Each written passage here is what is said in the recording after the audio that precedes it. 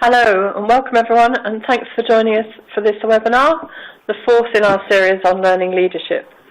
My name is Sue Parr and I'm Head of Executive Education at the Open University Business School. I'm delighted to be hosting today's session and equally delighted to be joined by Murray Eldridge, who is an OUBS alumnus, as well as Director of Actinium CS Limited. Welcome, Murray. Thank you, Sue, and good afternoon, everybody. My name is Murray Eldridge and looking forward to the next 30 minutes.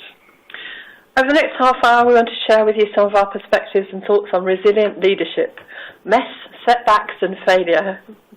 An interesting half hour ahead, I'm sure, and we hope you'll find it interesting and thought-provoking. I'm very pleased that a number of you have joined us a number of days this week, but for the benefit of those joining for the first time today, the series of webinars we're hosting this week form part of a wider set of activity taking place during Learning at Work Week, which has been running all week. This initiative, which we're proud to be sponsoring, is coordinated by the Campaign for Learning and is an annual opportunity to celebrate and promote the benefits of workplace learning. As you know, all sorts of organisations are running activities during this week, and I'm very pleased that you found time to join us here in this forum today. As before, you'll be able to interact with us during the webinar in a number of ways. You'll see on the screen a chats panel, and we invite you to share your questions there. We'll try and answer as many of those as we can. You'll also have the chance to participate in 3 polls today, and we'll be handing over to our technical manager, Andrew, to launch those during the course of the next 30 minutes. Just a quick reminder that the webinar will be recorded and available online after this session, so if any of your colleagues would have liked to join but weren't able to, you can share this with them. And we also welcome you to tweet your thoughts and perspectives on this webinar. You'll see the details for this at the top of your screen now. So, over to Murray's first presentation on resilient leadership.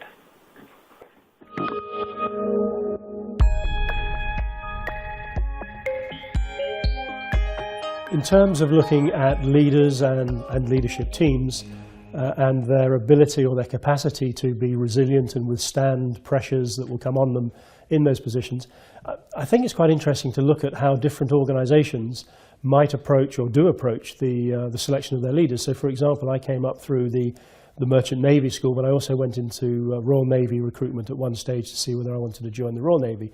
Now, in the Merchant Navy, it's a 9-year program before you can become a captain. That's a mixture of academic study, it's a mixture of experience, it's a question of doing time served, and eventually, after 9 years, which is the fastest at which you can probably get your qualifications, you may become a captain within 10 or 12 years. So by the time you arrive in that leadership position, you are extremely competent, well qualified, and you have what I would call the ultimate domain knowledge. There's very little that's going to surprise you at that level. If we look at the services, the Navy, the Army, the Air Force, etc., where they really focus is on their leadership selection. So when they're selecting their leadership individuals, the selection process is incredibly rigorous. Even as a young teenager, I can remember having to lead 6 or 7 other boys through 3 days of tests, physical, mental, and finally sitting in front of a board of 3 very senior people. So you do get put through the mill, and therefore talent selection was a key element of what the services do, knowing the positions that their leaders are going to be in, where they will be responsible for many other people and their lives. And compare that then with organisations where at the lower levels of organisations, recruitment and talent selection is probably cursory at best. And then we need to look at why people want to be leaders in the services and in the Merchant Navy in particular. It's very much a vocational thing. It's not so much that you're driven by ambition. You love the job and you want to get through and you progress to the highest levels in a very prescribed manner. That can be very different in organisations where people who are incredibly ambitious and who might not necessarily be incredibly competent, of course, can talk their way through to the top in very short order. And in some organisations, that's actually encouraged. So, for example, with graduate entry schemes in big organisations, I have seen people raced through different slots in a year and a half, a year here, 2 years there. And you have to wonder sometimes what their real domain knowledge is when they reach the top of an organisation, and they then become tested in high-pressure situations. The other thing you see also is that in smaller companies, the leadership seems to be a little bit more resilient. It seems to be that much closer to the coalface, I guess.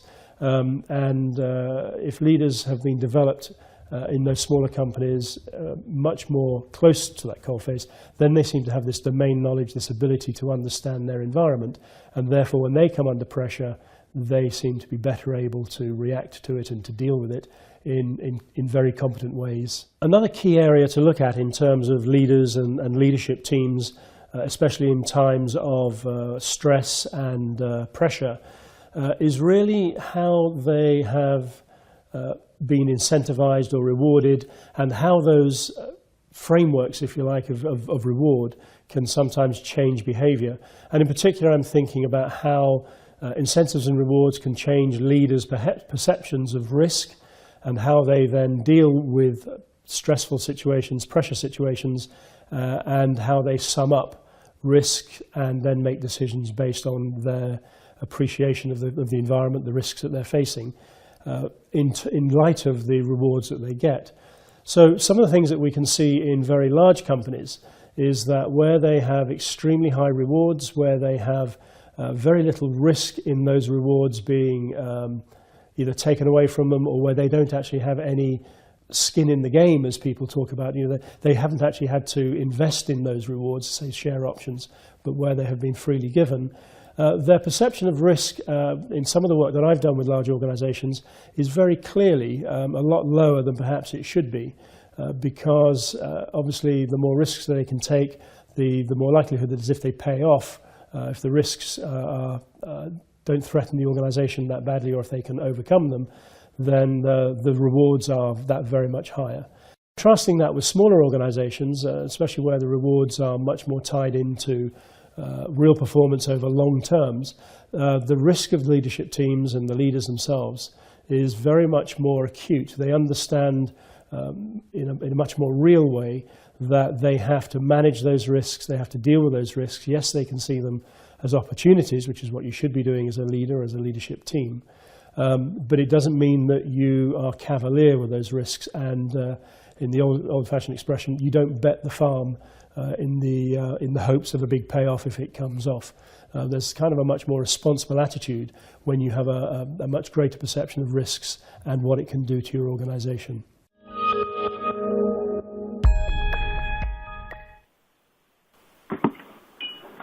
Thanks very much for that first part. Already lots of stimulating ideas, I think, there. I'd like to launch our first poll before I ask Murray a few questions. And I'm sure we here have been saying that it's quite difficult to answer some of these questions. We might want to say all of the above, but if you could choose one, that would be great for the purposes of the poll. So the first question: what is the predominant cause of strategic and/or organisational failure? A, the quality and competence of leaders and their ability to lead. B, the quality of strategies and their communication by their leadership. C, the inability of the people within the organisation to execute the leader's strategies and plans. And D, circumstances and environmental conditions external to organisations. So thank you. If you will poll on that, that's great. Well, I'll ask Murray a few questions that have been coming in.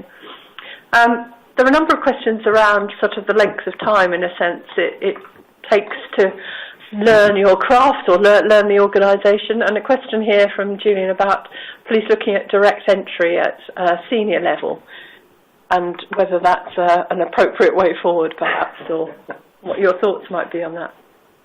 I think you probably gathered from the first segment video that I am a strong believer in having good domain knowledge. Whilst everything in the garden is rosy, things are proceeding in a nice and controlled manner, you're really not tested in the leadership role that much. You have ability, you have the time, in fact, to learn. The problem is when the whole thing starts falling apart, and I've been through 3 major sector crashes, and I can tell you that when things start turning bad and doing so very quickly, you really don't have time to do any more learning. You have to be bringing in every element of knowledge you have about your environment, internal and external, the people that you can trust the most. You've got to pull the whole lot together and start making some very rapid decisions. It's kind of what they call the burning platform situation. A couple of other questions here. Does large rewards for leadership lead to things like the bank crisis? Large awards per se aren't the problem. It's large awards without any responsibility or accountability and the term over which they're awarded. So I'm not necessarily against large rewards. What I am against is that there is no risk associated from the individuals concerned, and that there is no long-term horizon that ties them into high performance over time. And that, to me, is the biggest problem. And a follow-on question from that, I think, but how did the crashes happen? Sorry. As I say, I've been fortunate, and I really do mean fortunate, to have lived through at least 3 significant crashes. 2 of them were caused by technology, one by actually 4 crashes, 2 by technology, 1 by politics, and the other by, I guess, commercial greed. It really does depend on what causes and what triggers a crash in the first place. And a question here from John, is resilience a thing which an organisation has, or is it dependent on what the organisation does? Resilience is something that is desired and built in by the leader and his leadership team. It is a competence of the organisation, and competences have to be developed, in my opinion.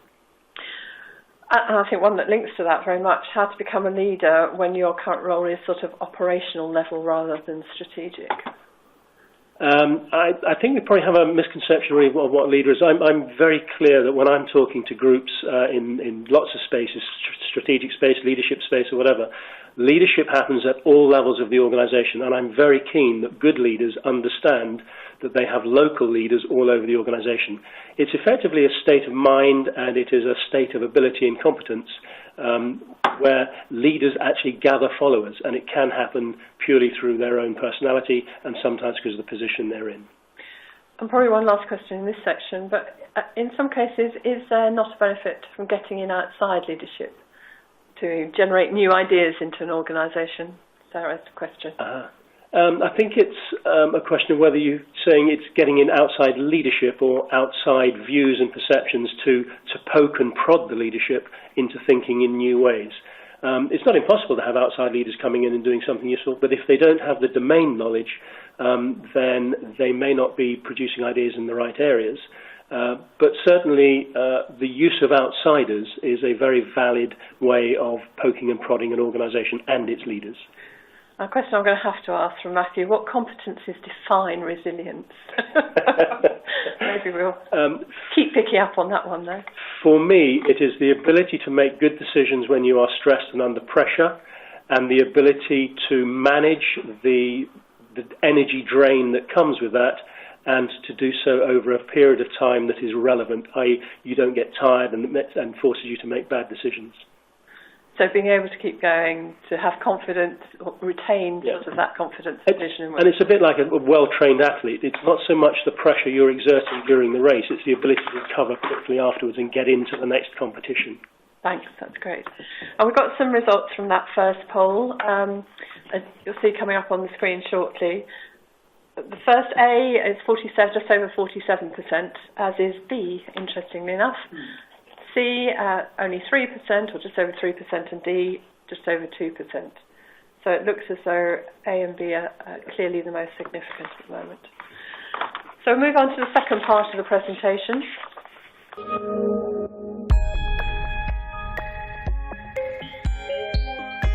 One of the key things that we're seeing in the modern world, which is placing even greater pressure on leaders, is the fact that the world is much more interconnected, much more interdependent, and that when we see things like crashes, whether they are regional or global, they're having a much bigger effect in terms of frequency and scale on all organizations, whether they be large or small.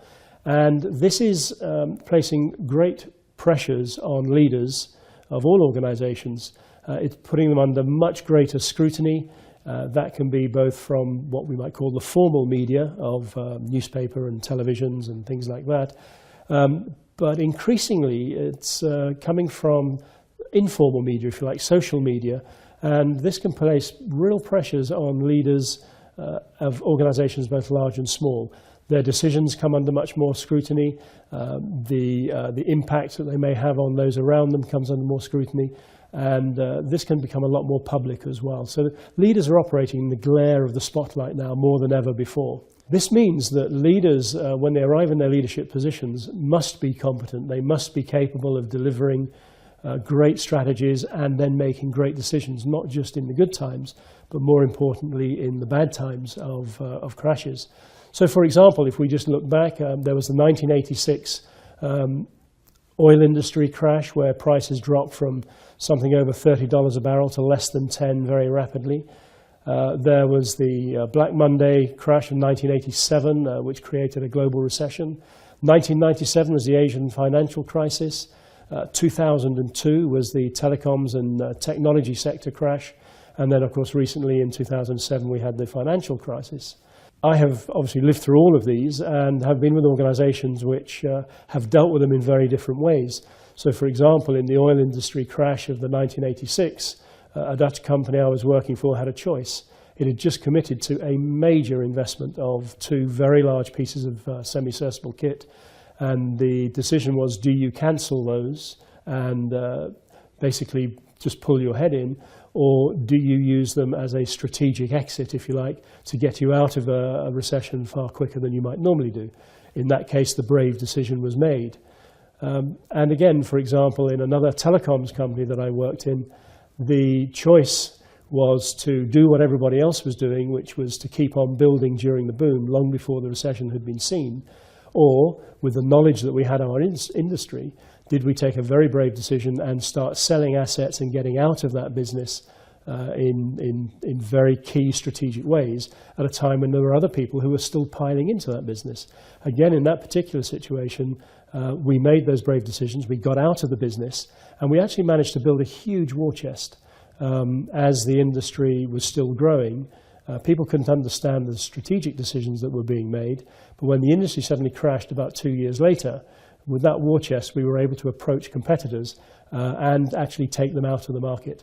So in a very perverse way, good leaders could be in a position to embrace crashes, provided they have the domain knowledge, the technical competence, the commercial competence to really understand their industry, their environment, and then have the leadership qualities that allow them to make brave decisions based on real, if not real knowledge, at least a very good feel for what it is that they're doing.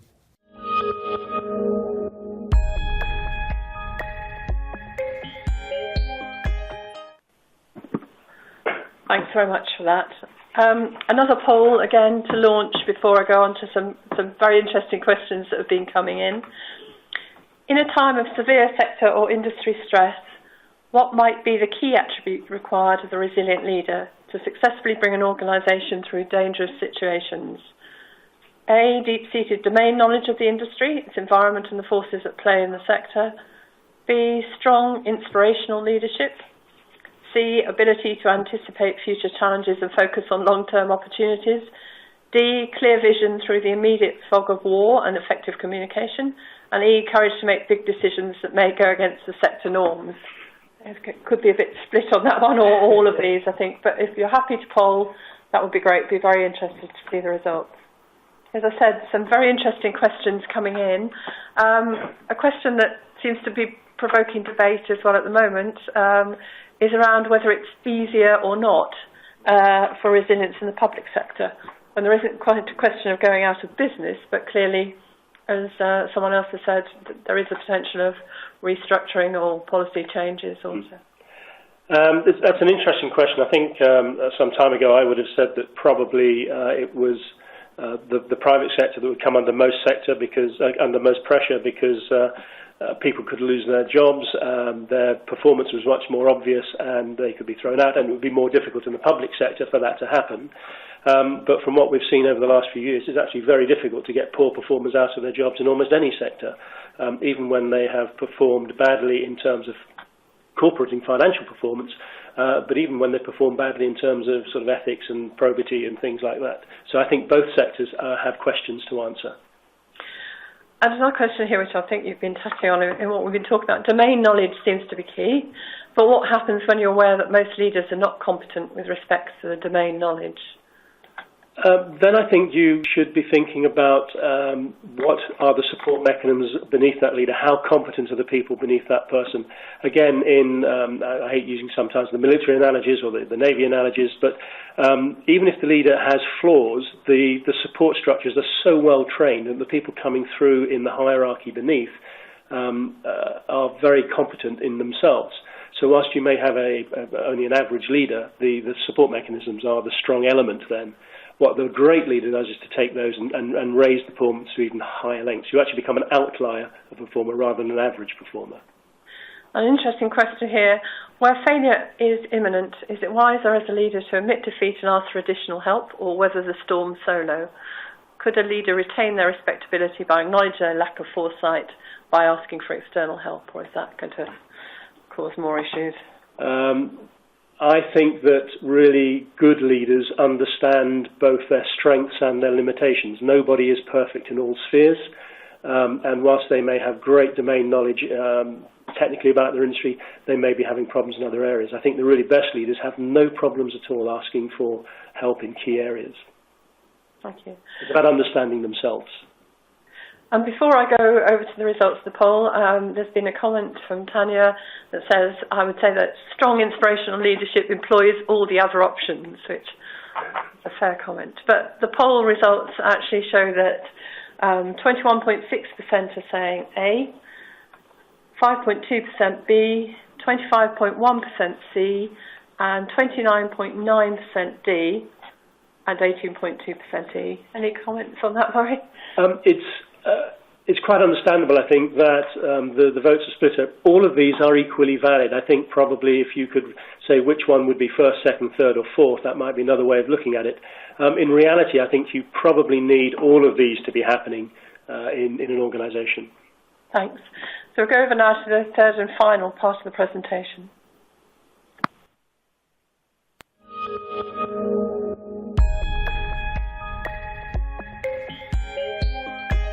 The very best leaders, the great leaders, in terms of building resilience and the ability to deal with the pressures that come on their organisations, especially in times of stress or crashes and things like that, what they're able to do is not to try and take it all on themselves. Their great skill is in their ability to develop the people around them, to build the resilience, if you like, in their whole leadership team, and in fact in local leaders, the whole of the organisation. So what you see then is that when things start going wrong, the great leaders don't have to step up and say, right, I will do everything. What they're able to do is to say, my organisation is resilient, I have developed people, I have brought them onto a stage where things will happen automatically in some respects, and where they don't happen automatically because it's a brand new situation, people have the sheer competence and the ability to think on their feet and develop. And how do great leaders do this sort of thing? Well, I think they have a much more coaching style. They have the ability to spot talent and to bring it on, and to then allow that talent to do the sort of things that it can do best, even in extreme situations. The analogies that might be used, for example, is when a ship goes on fire. The captain does not rush around with a fire hose. He doesn't rush around switching pumps on and things like that. He knows that he has local leaders who are capable of putting that fire out, and if they can't put it out, of reporting and doing things that are different, getting lifeboats away.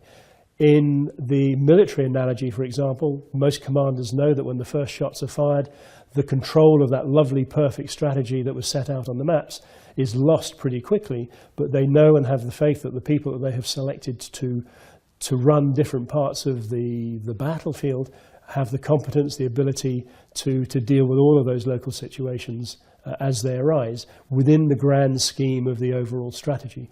And finally, in the very best organizations where the leader as a coach has developed teams with their own leaders, you see that those organizations are able to resist the poor decisions and the rush to action, and are actually able to be far more resilient and make better decisions because they have that overall competence, domain knowledge and environmental awareness to say, this is how we're going to react in these situations, even though they are brand new situations to them at the time.